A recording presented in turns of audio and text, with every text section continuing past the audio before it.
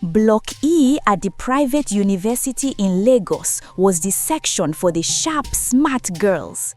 It was tiled, painted, and a clean, perfect backdrop for 300-level students like Vicky and Maryann. They were the real definition of campus class. Vicky was sharp-tongued and precise, while Maryann was cool and fashionable. They had resumed school early to make sure their side of the room was exactly how they wanted it. Sleek mirrors, silky throw pillows, fancy wallpapers, and strip lights. This room is too correct, Maryann sighed contentedly, stepping back to admire their setup. I hope this transfer girl knows what standard is. I don't want anybody messing up our aesthetic. Vicky adjusted the remote control for the standing fan. Me, I'm just praying she has common sense. If she's one of those village people who doesn't understand space, there will be fire on the mountain. Our room is our sanctuary, please. 2 days after resumption, Shallom, the new roommate, finally showed up. She didn't look excited or happy. The moment she stepped across the room, a very bad smell followed her. It was a thick body odor mixed with old sweat. It was disgusting inside their clean, air-conditioned room. Vicky instantly covered her nose, pretending to rub her eye. Shallom was a fine girl with soft skin, but her clothes were crumpled like they'd been slept in for 3 days, and her hair was rough and unkempt. She carried her expensive designer luggage but dumped them anyhow. Vicky forced a smile. "Welcome, I'm Vicky and this is Maryann. Nice to meet you." Shallom just looked at them, not smiling at all. Her voice was flat and cold. "Shalom," she said. She didn't apologize for the lateness. She just moved to the corner of the room by the wall, her space, and quickly dropped her few things. Maryann whispered to Vicky while Shallom was busy arranging her corner carelessly. See her attitude? So cold. I greeted her with full chest and she just dropped her name, no apology or anything. "Forget it," Vicky hissed back. "Just pray she cleans up. That smell is already making my head pain me." Shallom quickly dropped her bags and went out. They thought she was going to get food or toiletries, but she didn't come back until it was almost the 10 p.m. hostel light-out time. When she came back, they noticed that her outfit was not the same as before. She was now wearing a brand new wig, heavy makeup, and a very expensive outfit. She had a nylon bag of takeout food, fried rice, chicken, and juice. Vicky and Maryann watched her, stunned. Shallom ate everything quickly, focused completely on her pink iPhone 16. When she finished eating, she simply brushed all the empty plates, plastic bottles, and greasy nylon bags off her bed and onto the floor. Then, without even taking off her wig or her makeup or her shoes, she climbed onto her bed and slept off immediately. "Did you see that?" Maryann mouthed, her eyes wide. "She slept in her shoes." "And she left that mountain of trash there too," Vicky whispered, her voice tight with disbelief. Vicky and Maryann looked at each other with fear. This was not normal student life. This was how the serious wahala started. As the weeks passed, Shallom's corner became a dirty war zone. She never made her bed. Biscuit crumbs and oil stains stayed on her bed sheets forever. Her bad body odor was always there, only going away for a few minutes when she spread plenty of perfume to hide it. The girls started noticing her strange, disgusting habits. "She hasn't brushed since Tuesday, I swear," Vicky complained one morning, after Shallom had rushed out after washing only her face. The way her mouth smells when she talks close to me in the morning is making me sick. I have to hold my breath. I'm telling you, and the beating is worse, Maryann replied, shaking her head. She just does this emergency rub and shine. How can a fine girl like this choose to be this dirty? They made a truly shocking discovery about her clothes. Shallom was so lazy, she couldn't wash her clothes by herself. Vicky saw a pile of black nylon bags under her bed and realized Shallom was using disposable panties. She would just wear them and then throw them onto the pile.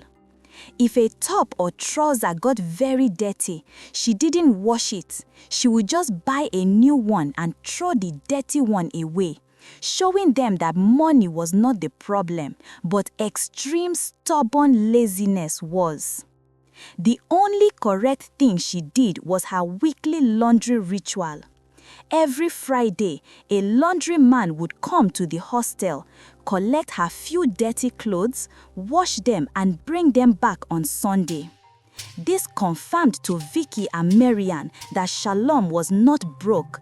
She just saw any type of cleaning as a job for other people. Since Shallom's mess was mostly in her bed corner, Vicky and Maryann tried to ignore it. They managed the smell with powerful air fresheners, thinking that at least the dirt is not touching our side. But the tolerance ended completely the moment Shallom crossed her boundary. One afternoon, Maryann came back tired from a long lecture and wanted to rest. But when she opened the door, her eye almost popped out. Shallom was lying comfortably on Maryann's very clean white bed, eating biscuits and watching a movie on her phone. Biscuit crumbs were everywhere. "Shallom, are you mad?" Maryann screamed, her hands shaking. "Get off my bed now!" Shallom barely looked up, her mouth full. "Just calm down. I will calm down. What's your problem?" "No, you are coming down now," Maryann demanded, pulling the duvet out from under her. "Don't you ever lie on my bed again. Your bed is full of cockroaches and germs, and you want to bring them to my things, Abi? Look at the crumbs everywhere. You will clean this now." Shallom finally sat up, her face dark with anger. "It's just a bed, Maryann. You are always over-dramatic. What is your problem?" The fight was serious, and Maryann warned her never to try it again. The very next day, it was Vicky's turn. She came in and saw Shallom coming out of the bathroom, cleaning her body. Vicky recognized the towel immediately. It was her own personal pink towel. "Is that not my towel, Shallom?" Vicky shouted, pulling the towel away. "Are you crazy? You know you don't even bathe well, and you think you can use my towel?" Shallom just rolled her eyes and said it was the only towel there. When Vicky demanded she pay for a new towel, Shallom just pulled out some crisp naira notes and threw them on the table. She showed them that money was not the issue, work was. Shallom also started using their clean plates and spoons because her own were always left dirty in her corner. The girls knew then that Shallom was not just lazy, she was a bully and a thief of peace. The biggest and most disgusting problem arrived on a Monday evening. Shallom had gone for a party and didn't intend to come back that night. Vicky was the first to enter the bathroom that evening. She walked in and screamed. Shallom had left a very bad mess in the shared sink. Dirty, used pads and soiled panties. The sight and the smell were terrible. The bathroom was completely smelly and unusable. "She knew we would find it. She just doesn't care," Maryann said, clutching her nose. We have to call Matron Deborah now. This is not a small issue. This was no longer a minor thing. It was a health crisis that affected the entire hostel floor. They didn't waste time. They called the hall matron, Mrs. Deborah, immediately. They showed her the mess in the sink, the terrible smell, and the state of Shalom's bed corner. Matron Deborah's face became very, very serious. She saw the mess and was totally disgusted. Shalom was summoned immediately. This is a big university, Shallom, not a dirty goat house. You are a 300-level student and not a child, for God's sake. If this room is not clean and safe by the end of the day, you will be suspended immediately. Now, get out of my office, the matron roared. The heavy threat of being sent home finally got to Shalom. That same afternoon, she quickly hired a cleaner. She paid plenty of money, bought new bed sheets, and threw away the mountain of dirty clothes and trash under her bed. She made the room clean. For 2 weeks, the room was peaceful. Shade tried to be good, even making her bed sometimes. Vicky and Maryann relaxed, hoping the disgrace had finally changed her. They were completely wrong. The peace lasted only for 14 days. Shalom's extreme laziness and bad attitude were too strong. The moment the matron's fire went down, her bad habits came back, 10 times worse than before. She stopped going to class and stopped cleaning. She became hostile, lying in her bed all day, watching TikTok and leaving her filth everywhere. She started using their clothes, wigs, and shoes when they were not around, returning them dirty just before they arrived. One day, Vicky noticed one of their small cooking pots was missing. "Maryann, where is the small pot we use for noodles?" "I don't know. Maybe you should check well," Maryann replied. Vicky searched everywhere and finally lifted Shalom's bedsheet. There it was, a small 3-liter aluminum pot hiding in the dark. She pulled it out and a terrible smell hit her nose. When she opened it, the bad smell was enough to make someone vomit. Inside the pot, soaking in dirty black water for weeks, were several pairs of Shalom's dirty period panties. It was a disgusting, watery grave of filth. "Maryann, come and see this, oh," Vicky screamed. Maryann rushed over, saw the pot and gasped.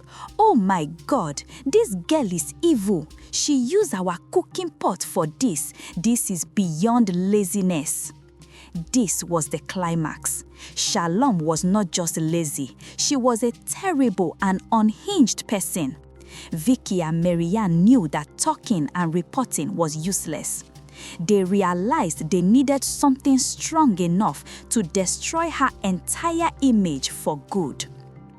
One Friday night, Shalom was fast asleep, still wearing her full party clothes and shoes. Maryann grabbed her phone and started recording. The video started with a dramatic camera movement over the extreme dirt of Shalom's corner, the dirty and smelly bed sheets, the pile of trash under her bed, some small cockroaches running around, her dirty plates, cups and spoon, and even some spoiled leftover food decaying in a plastic container. The camera zoomed in on the dirty clothes pouring out of her cupboard. The high point of the film was the final secret. Vicky lifted the bedsheet and the camera focused on the pot under the bed, showing the dirty black water and the dirty panties inside. They ended the video with Shalom's snoring face and their own disgusted faces and posted it immediately to the school WhatsApp group. The video went viral immediately. Within 1 hour, the whole school was watching. The video even went on Instagram and then TikTok, leaving the university campus. Shallom's current boyfriend, her exes, and some of her friends and family all saw the unedited truth. Her public image was totally burned down. Shallom woke up later that morning. She checked her phone and saw a lot of messages in the group and then saw the video. She rushed out, then came back 20 minutes later, eyes burning with fire. She rushed to Maryann and started fighting with her fists. Vicky quickly screamed and tried to push Shallom away and then ran to call the matron. The matron and security guards ran in. The matron had seen the whole mess in the room, the viral video in the school group, and Shallom violently beating her roommate. That was the end of the line. Because of the fighting and the many warnings she had received about her dirtiness, Matron Deborah had no choice. Shallom was expelled from the university immediately. Vicky and Maryann watched happily as the cleaners came and washed the room until every single drop of Shallom's filth, both the dirt and the bad spirit, was gone. Then peace finally returned to Block E. Was Shallom's punishment too much, or did Vicky and Maryann do the right thing to teach her a lesson? Tell us what you think in the comments below. Don't forget to like, share and subscribe to African Stories by Grateful for more amazing real-life drama.